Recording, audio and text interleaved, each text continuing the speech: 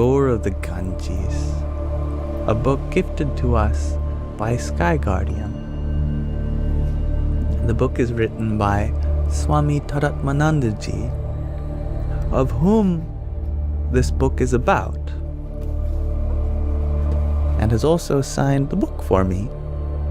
And I love the way he's done a handwritten Om sign. I've never seen that before, but with prayers and best wishes. I share this not to brag, but actually to share with all of you, because he has explicitly given his blessings for me to read this to all of you. And, I asked him if I should encourage you all purchasing the book, because it's like I'm giving a free audiobook and I don't want to take away, even though I know money is secondary to spirituality and blah, blah, blah, blah, blah. And he said, no, you don't have to do any of that, because I will be making the full book free as a PDF soon. So there you go. All you have to do is be patient. Nonetheless, until then, of course, you are welcome to support Swamiji anyway.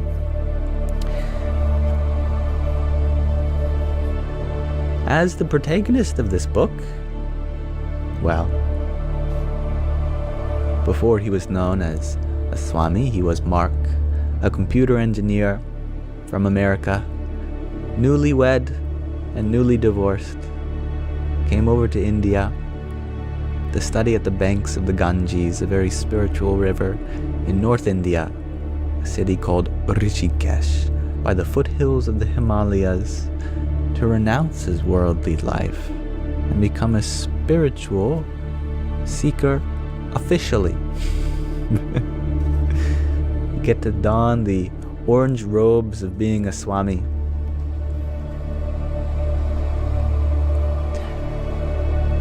My train of thought was suddenly snapped by commotion in the room. The class was over. Students rose to their feet and filed out. He was sitting in a chanting class as taught by another Swami, his friend named Swami Prakash, a chanting class on the Bhagavad Gita, although it sounds like he was daydreaming, given that we haven't actually been talking about the chanting class until now, and now it's over.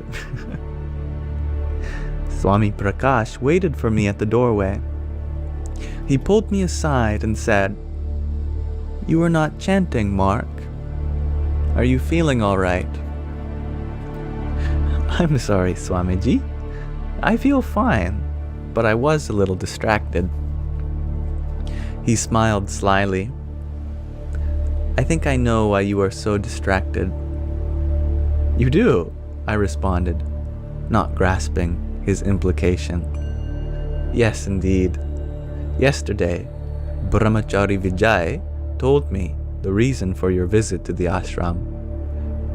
You will be initiated as a sannyasi, isn't it?"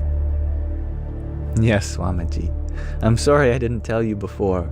I meant to, but we were interrupted." "No, it's quite all right. Besides, we do not talk casually about such things. When will you be initiated?"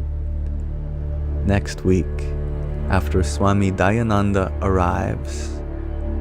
"Very good," he said, giving me a fatherly pat on the shoulder. "I am pleased to know that we will have another American sannyasi. Let us sit together soon and talk about it." And because I didn't realize we were just at the end of that chapter, let's just begin the first little bit of the next chapter, titled Two Travelers. Since Rishikesh is within driving distance of New Delhi, some Delhiites come regularly to the Swami Dayananda ashram for weekend spiritual retreats. A few stay longer than a weekend. One of those was Raj, a short, rotund bank executive from one of New Delhi's posh southern suburbs. Although Raj arrived yesterday, we had no opportunity to chat until today. After breakfast, we found ourselves sitting together on a bench, enjoying the splendid view of the Ganges and mountains, illumined by morning sun. Our conversation began ordinary enough, with the usual inquiries about where I was from, why I came to India, and how I met Swami Dayananda. But our discussion soon developed into something resembling a debate. Raj said with a slightly patronizing tone, "All our Hindu beliefs must have seemed very strange to you. What made you change your religion? Why did you convert to Hinduism?" These questions made me uneasy. I did not like the implication that my spiritual path was simply a matter of exchanging one set of beliefs for another, nor was I comfortable with his assumption that I had undergone some kind of religious conversion. Raj smoothed down the few straggly hairs remaining on his balding head, waiting for me to reply. "To tell you the truth, I never converted to Hinduism." His bushy eyebrows arched. "No? In fact," I continued, "the very idea of religious conversion makes me suspicious. If someone gives up their old beliefs and subscribes to new ones, then what would prevent them from giving up their new beliefs and going for something else? If religious conversion means changing your beliefs like changing your clothes, I don't see any value in it." Puzzled, he said, "But you were previously Christian, were you not?" I nodded in assent. "That proves it," he declared triumphantly. "You converted from being Christian to being Hindu." I tried to ignore the smugness in his voice. "It seems a lot more complex than that," I suggested. "Maybe it would be better to say, I'm neither Christian nor Hindu." "Take care, Gina." "What do you mean?"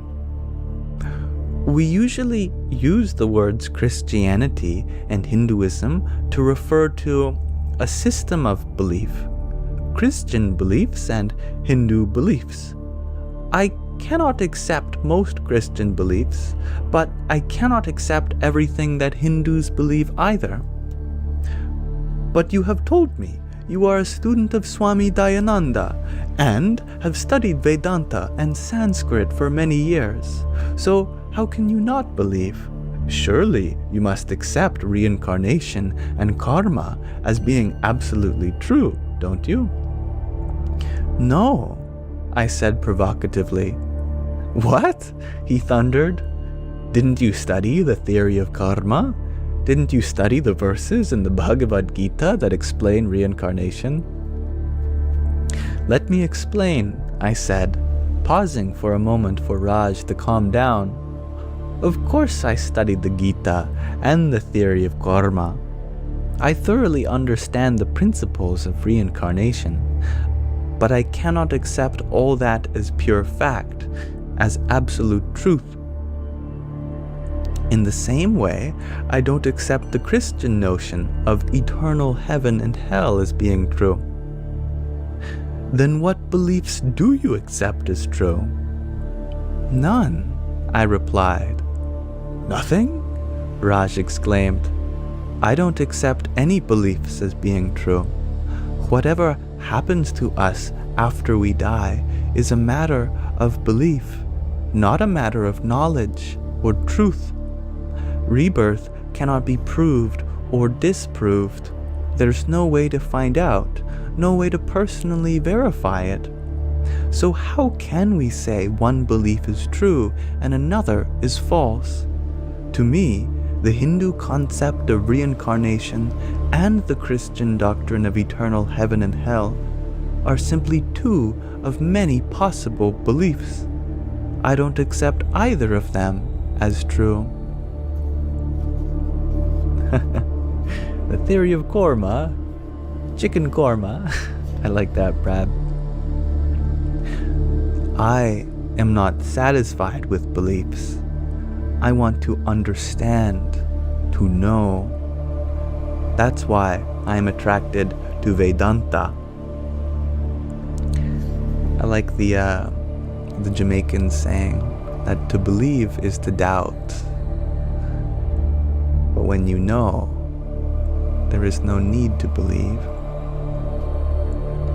Vedanta teaches that when the body dies, the true self, Atma, remains unaffected, unchanged. If Vedanta can help me discover this truth about myself, then where is the need for any beliefs about what happens after we die? But then, Raj interrupted, you admit that you believe in the immortality of the Atma, the self. No, I don't believe in Atma's immortality. The nature of Atma is not a matter of belief. It's a matter of knowledge. There's a huge difference between knowledge and belief.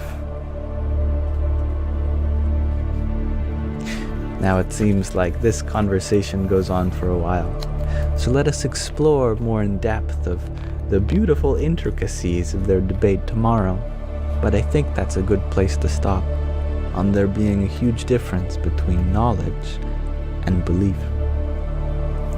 So, in some sense, knowledge is superior to belief when it is directly experienced without relying on any authority or room for uncertainty. Is such a thing even possible?